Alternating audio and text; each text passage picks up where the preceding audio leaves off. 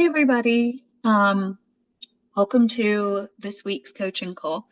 You're with me while I'm making lunch. This is day 2 of my cycle, so it's gonna be a light-ish lunch. It's just gonna be it's gonna be a small wrap. Chicken, cucumber, onion, tomato. I'll probably get some greens in it. And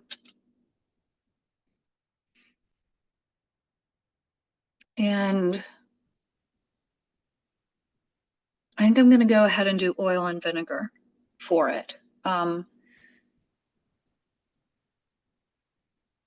When I'm starting my cycle, I never feel like eating. Day 1 is miserable for that, and I just kind of have to eat at regular times and eat lightly because everything's volatile at the time.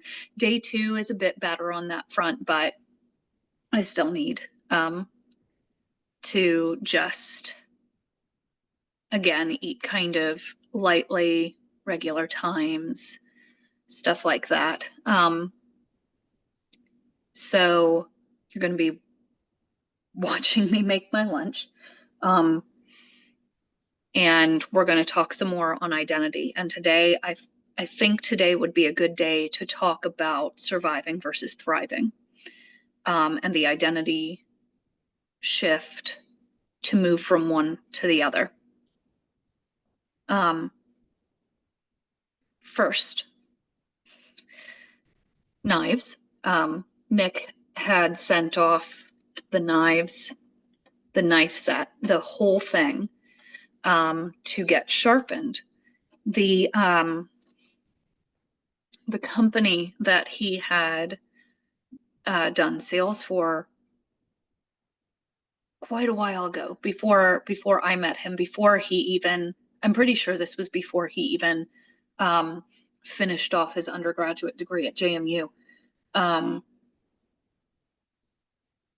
While he was working with them, he'd been able to get a lot of the knives that he was selling at an employee rate. So he's got a very, very expensive set of very high quality kitchen knives. And one of the nice things about what this company does, part of what they're doing with selling them so high at a so high a rate is that you only pay for shipping in order to get them sharpened, in order to get the blades sharpened when they need it. So sent off the whole thing. I think there was even 1 or 2 knives that they actually replaced instead of sharpened for him, which was cool because that was just simply done as well. It was not something that they charged him for. So you're going to see me. I've already done the prep that I need to.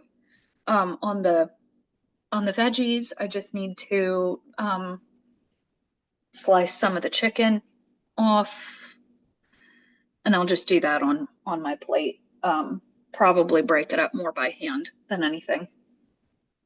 So first things first, get the plate down and get the wrap and the chicken on it. So surviving versus thriving and the identity that we need when we're trying to shift to thriving from surviving. I want to encourage us to think of this from a couple of different places, simultaneously if possible. One, I realize that survive and thrive are both somewhat extreme words. But take a moment to think about what our brains do when we feel like we're in survival mode. Survival mode puts us directly into fight or flight. In fact, lesser stressors can put us into the fight or flight system.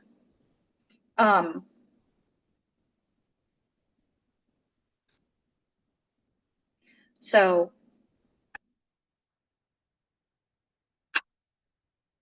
if that's the case, then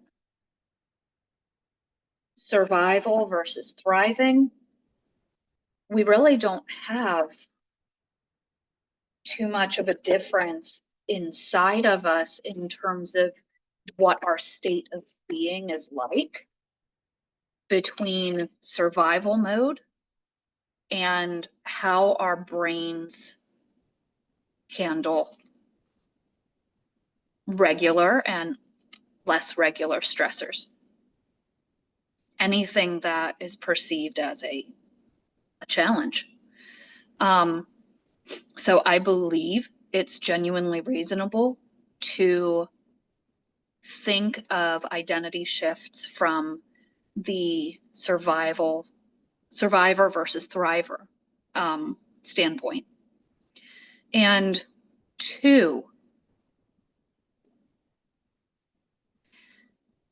and you can borrow my belief on this, genuinely borrow my belief if you are, with respect to your health or other things in life, if you are feeling like you're in a bit of a state of survival. I mean, for example, I'm on day 2 of my cycle. Things yesterday felt absolutely miserable. That's a high enough stressor, right?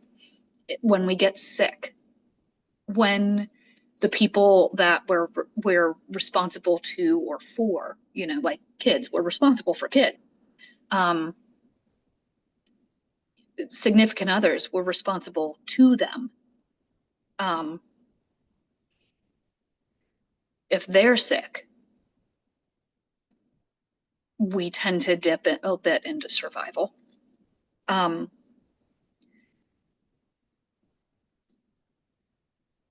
Borrow my belief here.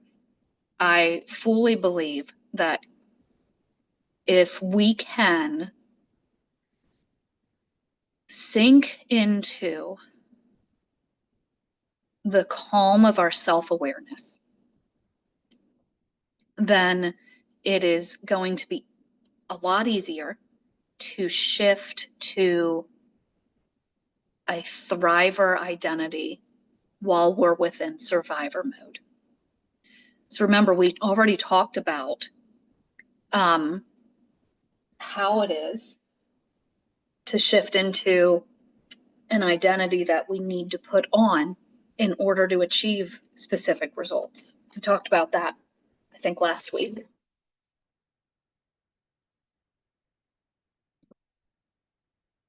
"30 seconds on the wrap and the chicken just to warm it up."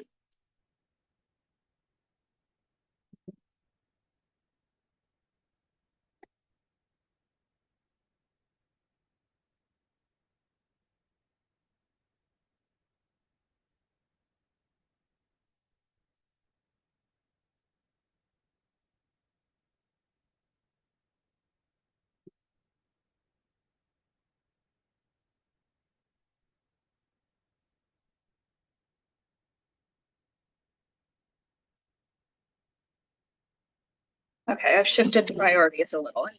I've already got like a fair bit of chicken on this.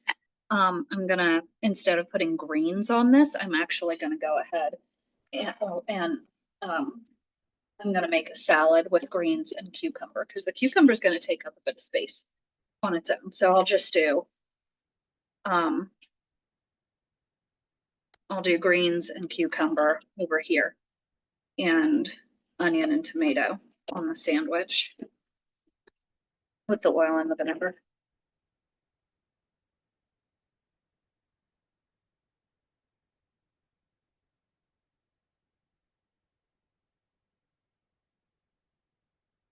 Okay, So yes, we talked a bit about last week about what it takes to dip into an identity that we need to put on in order to meet, a particular result we want.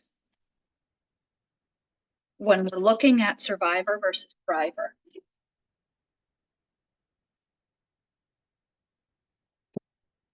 then what we're really doing is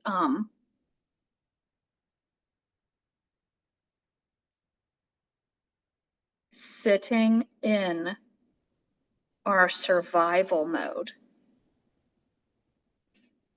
and actively working to put on the thriver identity.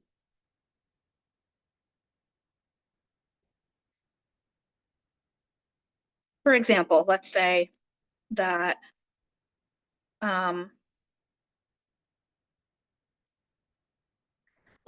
we've got a health issue, or we're looking to prevent something health-wise. It's very easy to drop into survivor mode if we've recently been diagnosed, or or our doctor has stated to us we need to do certain things in order to avoid a diagnosis.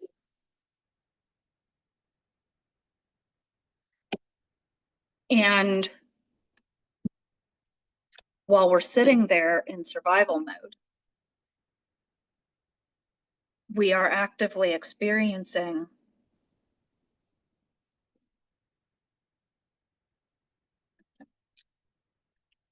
some things that lend toward the extra fight or flight response. We're experiencing the stress of decision making. We're experiencing the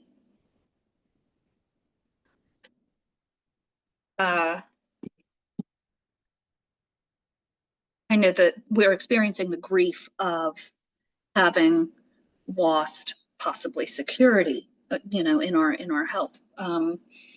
We're grieving the loss of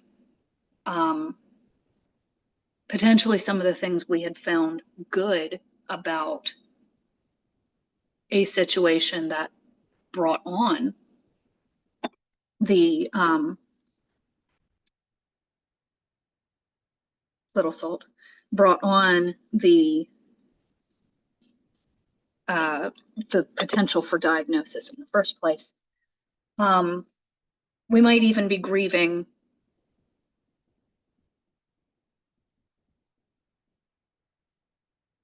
in anticipation of the change in some of our relationships, when we need to be able to focus on our health and well-being. So there's a lot that puts us into the potential survivor mode in the first place when we're experiencing something like that. And I'm not even trying to lessen here the experience that we have even when we're excited to make certain changes.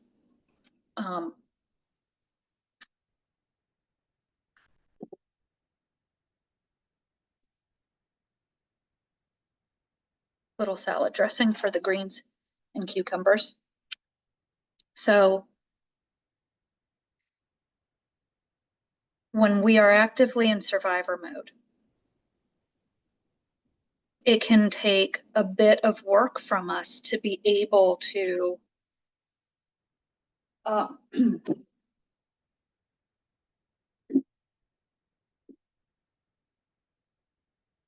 dive into the identity of the thriver.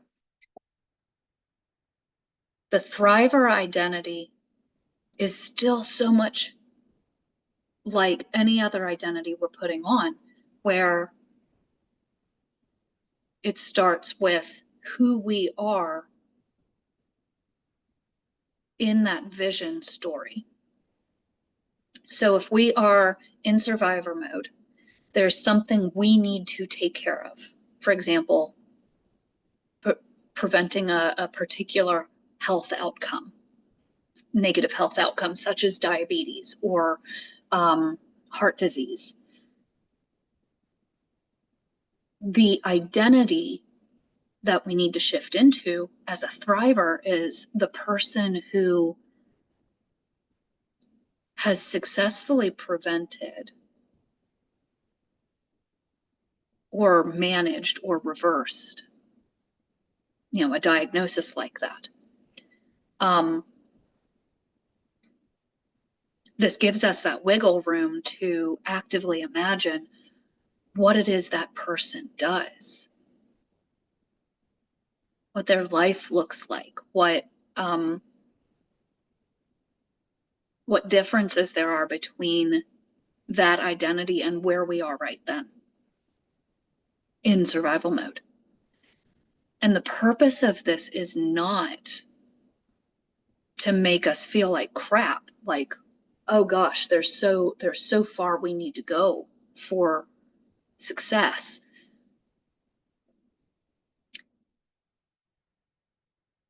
The goal of putting on the thriver identity is to borrow the belief of that identity so that we can take imperfect action. Imperfect action just simply being an action in the direction of our vision. We don't have to fully have planned out how to get from surviving to thriving in order to start working towards thriving. And you can put that back to any goal that you're going for, any vision that you're going for. For example, let's say we need to have a conversation with our significant other about our specific health goals and the changes we know we need to make in order to achieve our health goals. If it's going to positively impact us to manage our stress, schedule meal prep, maybe have them help with meal prep, because we're going to be eating in a way that isn't unhealthy for them, by any means, or allow for them to be responsible for their own meal prep, depending on the situation. If we need to be able to sit down with our significant other and have what could be a challenging discussion, then instead of approaching the conversation from the survivor identity, where it's feeling more high stress, it's we're anticipating how they might respond. The thriver identity, the person who is successfully having this conversation,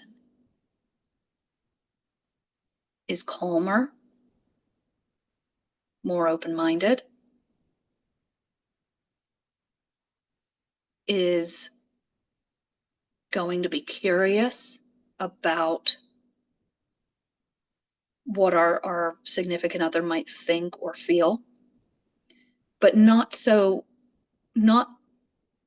the purpose that we're going to change how we're going to need to do things just simply to accommodate them. No, we're approaching it from a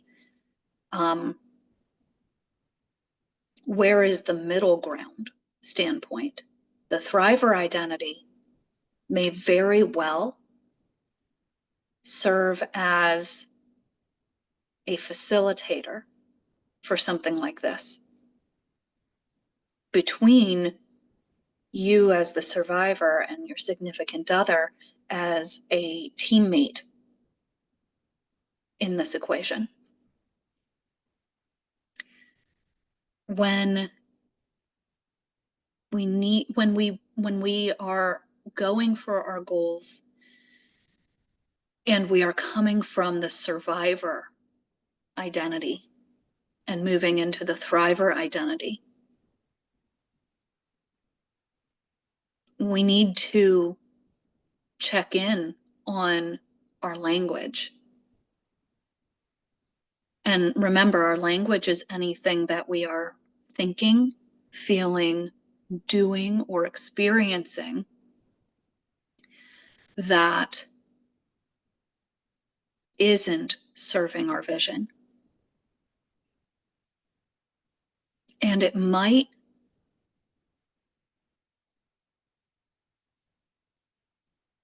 be challenging to do. But the thriver identity we know isn't experiencing those things, right? They've already successfully overcome them or managed them or whatever it is.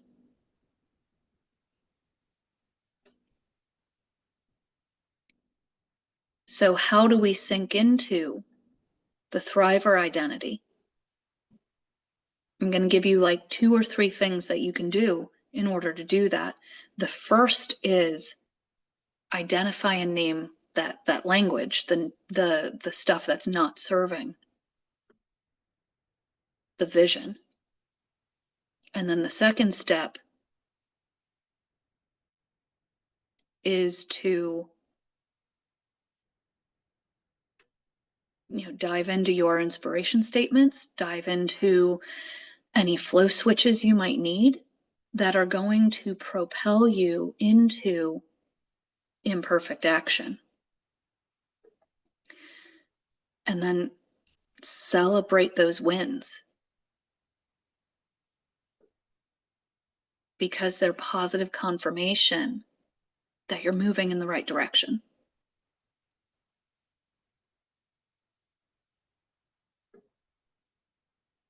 If there is someone that you think needs to hear that message,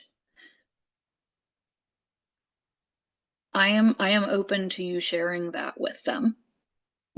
Take this video, timestamp, where we're talking about this, show it to them. I'm okay with that. Because I think that we each have enough going on in our lives where it can be really easy to kind of lose track of what we're doing sometimes and throw ourselves inadvertently into survival mode. So that's the big lesson for today is survivor versus thriver. Survivor, it's the person who's experiencing a whole lot of the language that isn't serving our vision. The thriver is the person who isn't experiencing that language, who has successfully overcome it and is either at the result we want or is working towards it.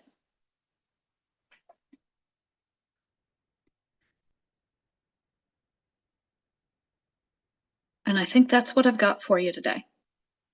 I need to eat. I know I'm getting a little kind of brain foggy because I need to go ahead and eat. But I will check in with you all very soon.